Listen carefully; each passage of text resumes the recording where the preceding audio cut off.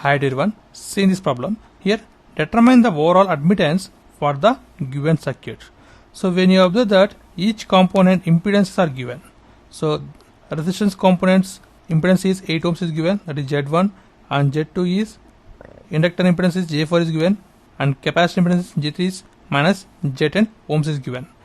But here overall admittance we want. So first of all convert this impedance into admittance, that is 1 by Z1 gives Y1 and Y2 equal to 1 by Z2 and Y3 equal to 1 by Z3. So Y1, Y2, Y3 are the admittances for these three components correspondingly, but they are in parallel.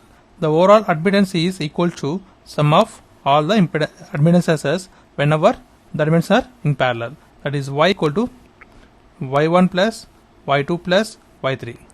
So sum of all admittances is equal to overall impedance in parallel, but Y1 equal to, we know that it is 1 by Z1 and Y2 equal to 1 by Z2 plus 1 by Z3.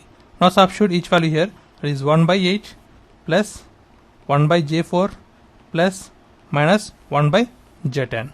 So by simplifying this we will get 0.125 minus 0.15 J, nothing but 125 minus 150 J millisiemens. Siemens is the units for admittance. So from the options, option is the correct option.